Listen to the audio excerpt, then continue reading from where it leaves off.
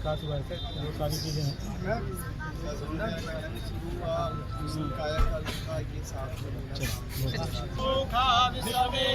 माध्यमिक शिक्षा विभाग बच्चे नहीं बनाए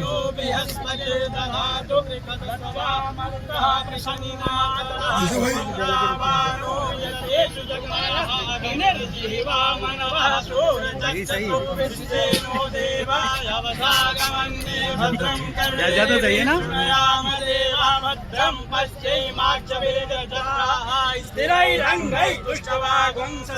सबसे पहले ये होना चाहिए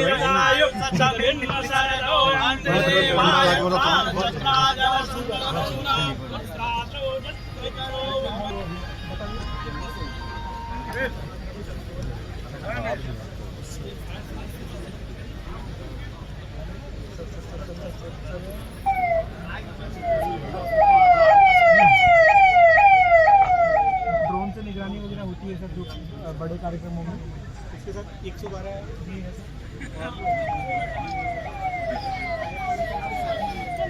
लाइट के लिए भी सर बना लो। और जो भी बिल्डिंग्स हम लोग की बनी है वो सब कभी कभी डिस्प्ले है सर। और महिला तक जो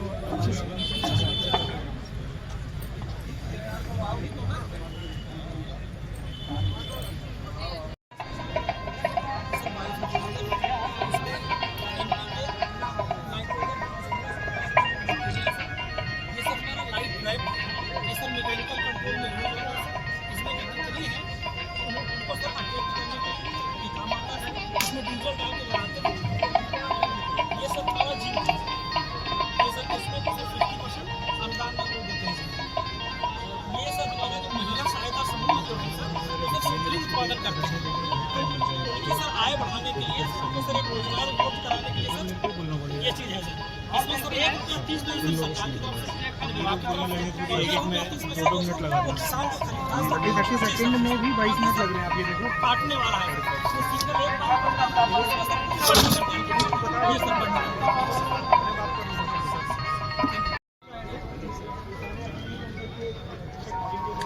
एक पत्नी अपने पति से कह रही है भाव में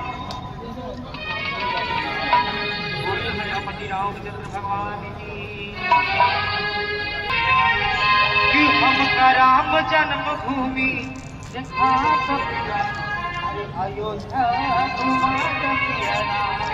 कितने लोग उठा गए भाई, कितने लोग उठा गए? हाथ में उठा के बताएंगे कि हम लोग गए हैं और शरीर में डुबकी लगा कर आए हैं। तो दोनों हाथ में उठा कर बताएंगे भाई कहना है कि हम का राम जन्मभूमि अयोध्या।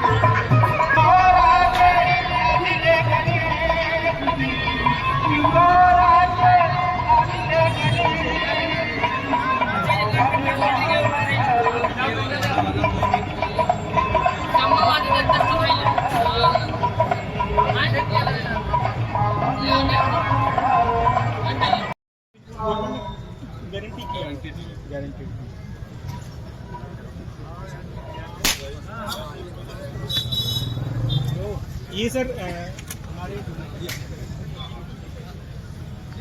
जो राज्य का विभाग है सर, रजिस्ट्रेशन प्रोग्राम उनका है।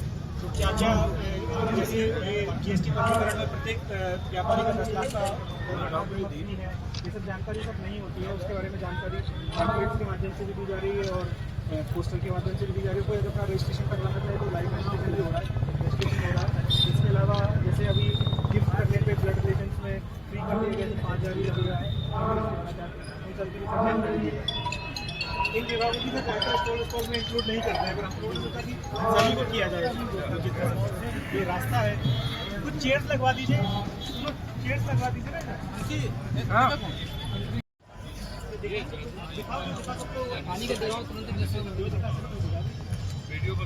जी जी तैयार रहा।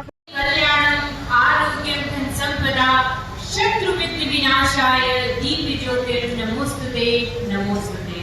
जो शुभ करता है, कल्याण करता है, आरोग्य रखता है, धन संपदा देता है और शत्रु की वृद्धि का विनाश अर्पण करके जिद है एक सूर्य उगाना है, अंबर से ऊंचा जाना है, एक नया भारत बनाना, एक भारत नया बनाना।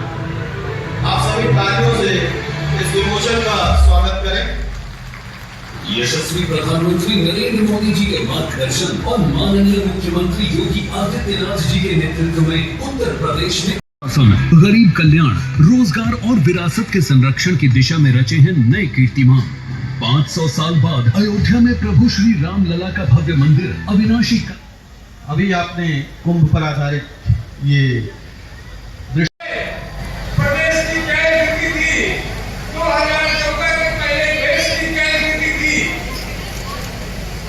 2017 के पहले चाहे शिक्षा का विषय हो, चाहे स्वास्थ्य का विषय हो, चाहे सड़कों का विषय हो, चाहे बिजली की दशा हो, चारों तरफ हाहाकार मचा हुआ था। विद्यालयों के प्राइमरी स्कूलों की स्थिति यह थी कि कहीं भी किसी गांव के विद्यालय में चले जाइए, विद्यालय के कक्षा के सभी कमरे अध्यापकों के और ग्रामवासियों के हमारे पोता है बड़ा सरपुत कर वीरेंद्र था। लेकिन जब से योगी जी की सरकार आई तब से उन्होंने यह प्रयास किया कि हमारे जो प्राथमिक विद्यालय है उनमें और प्राइवेट विद्यालयों में भी भेद न रहे। आज भेद को अलग अलग किया है। स्वास्थ्य की दृष्टि से आप देखें तो उत्तर प्रदेश के लोग लखनऊ जाकर के इलाज कराते थे। आज अटल हेल्थलाइन सेंटर जो लखनऊ मेडिकल कॉलेज का एक शासित संस्था बना करके, और मुझे लगता है कि शीघ्र ही सबको उत्तम स्वास्थ्य सेवा के लिए लखनऊ मेडिकल सेंटर जाना पड़ेगा। सड़कों की स्थिति देख लीजिए, 2017 के पहले लोग कहते थे कि जब आप अपने दोपहिया वाहन से आइए और आपकी गाड़ी स्कूले खाने लगे, आपकी गाड़ी सड़क पर चलने लगे, तो आप आज स्थिति उल्टी है। किसी भी दिशा से आप आइए तो सड़कों में कहीं कोई समस्या नहीं आएगी। पुलिस प्रशासन की सजगता, प्रत्येक भक्त के लिए विनम्रता, यह सब बड़ा अद्भुत है। अमृत स्नान के समय अखाड़ों एवं नागा सन्यासियों का परंपरागत छावनी प्रवेश। सन्यासियों, कल्पवासियों से लेकर आम श्रद्धालुओं पर पुष्प वर्षा और संगम तट पर सनातन का जय घोष। दिन और रात को एक जैसा बनाने वाली जगमग व्यवस्था में महाकुंभ से ज्यादा चमकदार शायद ही कुछ और हो। भारतीय परंपराओं में विश्व को, सनातन की परचम को स्थापित करने में जिस प्रकार महाकुंभ तीर्थराज प्रयाग 2025 का अभूतपूर्व कार्य रहा, मुझे लगता है इस कारण आज सनातन धर्म घर घर में जागृत हुआ, घर घर में स्थापित हुआ। पवित्र त्रिवेणी की अमृत धारा में राष्ट्रपति द्रौपदी मुर्मू ने पुण्य की डुबकी लगाई। उपराष्ट्रपति जगदीप धनखड़ और यशस्वी प्रधानमंत्री नरेंद्र मोदी ने भी संगम में पुण्य स्नान किया।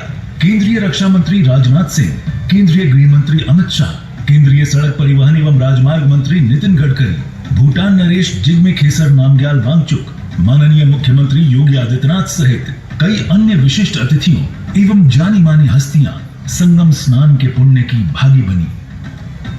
100 से ज्यादा देशों से आए विदेशी नागरिकों ने भी महाकुंभ में वसुधैव कुटुंबकम की भावना का अनुभव किया।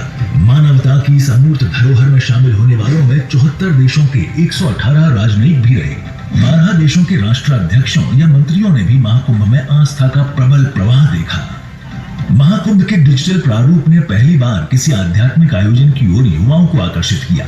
एआई पर आधारित कुंभ सहायक chatbot, Google navigation, QR code आधारित जानकारियां, शौचालयों की साफ सफाई के लिए क्यूआर कोड आधारित व्यवस्था, महिलाओं के लिए चेंजिंग रूम जैसी सुविधाओं ने युवाओं को जोड़ा। इन युवाओं में अपनी सांस्कृतिक पहचान को लेकर आत्मगौरव का भाव जागृत हुआ। प्रत्येक दिन औसतन 1.5 करोड़ से अधिक लोगों की मौजूदगी के बावजूद गंदगी का न होना, 15,000 से अधिक स्वच्छता कर्मियों और 1800 गंगा दूतों की साफ सफाई को लेकर की गई नियमित मेहनत का भी परिणाम रहा। इस संकल्प और परिश्रम का सुफल तब मिला जब महाकुंभ में 3 गिनीज वर्ल्ड रिकॉर्ड्स भी बने। महाकुंभ को वैश्विक इवेंट बनाने में मीडिया की विशेष भूमिका रही। मुख्यमंत्री योगी आदित्यनाथ ने महाकुंभ की सफलता में मीडिया की भूमिका की सराहना करते हुए कहा कि मां गंगा की धारा की तरह अनवरत चलता रहा मीडिया की इस अनवरत गति में मेला क्षेत्र में सूचना विभाग द्वारा निर्मित आधुनिकतम मीडिया सेंटर और इंटरनेशनल मीडिया सेंटर की विशेष भूमिका रही। माननीय मुख्यमंत्री योगी आदित्यनाथ के नेतृत्व में नवंबर 2022 से ही महाकुंभ की तैयारियां शुरू कर दी गयी। भारी संख्या में श्रद्धालुओं के आगमन के अनुमान को ध्यान रखते हुए 7,500 करोड़ से अधिक की लागत से स्थायी और अस्थायी इंफ्रास्ट्रक्चर के विकास में कोई कमी नहीं छोड़ी गई। प्रयागराज नगर को जिनके दीर्घकालिक दूरगामी लाभ महाकुंभ संपन्न होने के बाद भी मिलते रहेंगे। 4000 हेक्टेयर के मेला क्षेत्र को 25 सेक्टरों में बांटकर हर जरूरी सुविधा से युक्त एक अस्थायी महानगर स्थापित करने की रूपरेखा तैयार हुई। 30 पॉन्टून ब्रिज, 9 पक्के घाटों की स्थापना, 12 किलोमीटर में अस्थायी घाट, 7 रिवर फ्रंट रोड, 14 नए फ्लाईओवर तथा अंडरपास और 12 नए कॉरिडोर का विकास किया गया। 1850 हेक्टेयर में पार्किंग, 1,60,000 सुसज्जित टेंट, 1,50,000 शौचालय, 67,000 LED स्ट्रीट लाइट एवं 1,249 किलोमीटर पेयजल पाइपलाइन से सभी बुनियादी सुविधाएं जुटाई गयी। प्रयागराज में 200 सड़कों का निर्माण, चौड़ीकरण और सौंदर्यकरण किया गया। तकरीबन 5,000 करोड़ की लागत से प्रयागराज के 9 प्रमुख रेलवे स्टेशनों के विकास एवं विस्तारीकरण से भविष्य में भी माघ मेले जैसे बड़े आयोजन सुगमता से आयोजित किए जा सकेंगे। महाकुंभ के दौरान श्रद्धालुओं के आवागमन को 7,000 बसों एवं 750 शटल बसों के बेड़े, 7 नए बस स्टॉप, 3,000 स्पेशल ट्रेन समेत 16,000 रेलगाड़ियों ने सुगम बनाया। हवाई मार्ग से आए श्रद्धालुओं की यात्रा को प्रयागराज एयरपोर्ट के नए टर्मिनल ने आसान बनाया। प्रयागराज में 1,000 से ज्यादा प्राइवेट प्लेन, 2800 फ्लाइट्स की लैंडिंग भी कीर्तिमान रहा। 45 दिनों में ही 5,125 विमानों का आवागमन हुआ और 11 जनवरी से 26 फरवरी की अवधि में 5,59,000 यात्री यहाँ पहुंचे। महाकुंभ पहुंचने वाले श्रद्धालु अपने साथ यूपी पुलिस और अर्धसैनिक बलों के दोस्ताना और संवेदनशील व्यवहार की यादें लेकर भी लौटे। ड्यूटी पर मौजूद पुलिस वाले पूछताछ केंद्र के सहायक की तरह दिखने लगे, लेकिन लाखों सवालों के जवाब देने वाले पुलिसकर्मी कभी गुस्से में नहीं दिखे। भीड़ के सुव्यवस्थित तरीके से संगम के घाटों तक पहुंचने के पीछे स्मार्ट पुलिसिंग और क्राउड मैनेजमेंट की विस्तृत व्यवस्था का बड़ा हाथ रहा।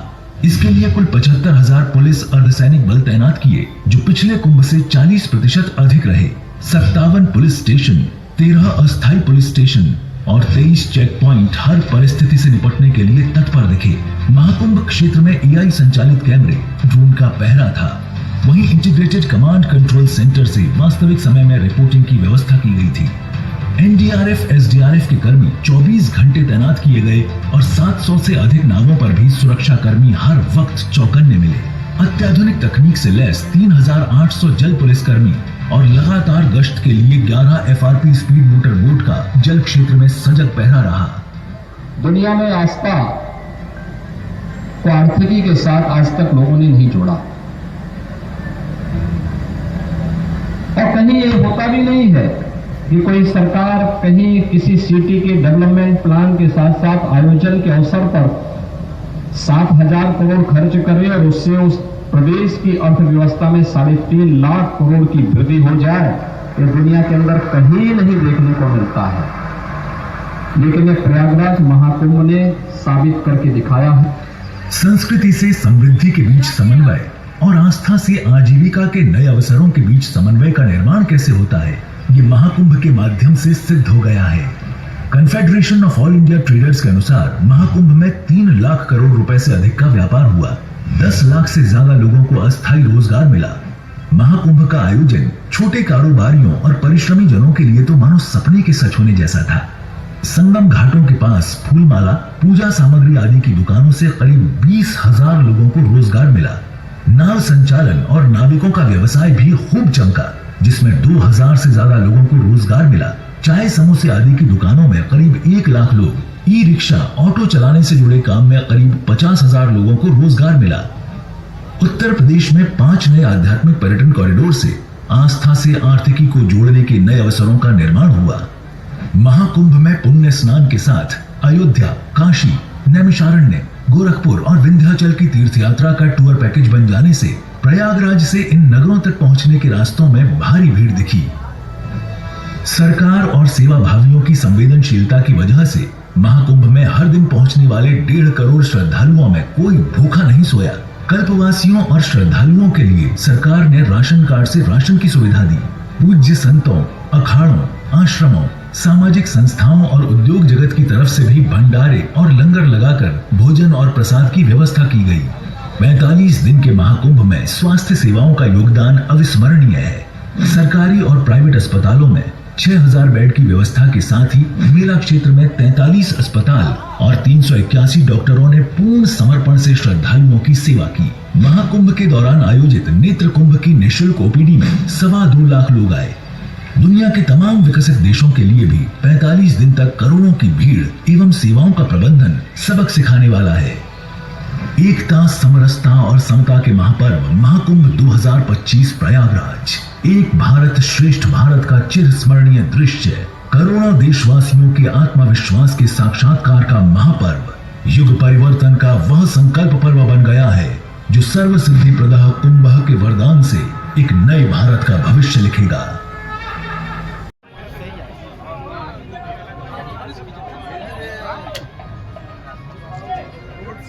अब है वो? हटो यार, अभी कार्य चल रहा है सर। उम्मीद है कि इस वर्ष के अंत तक पूर्ण हो जाए।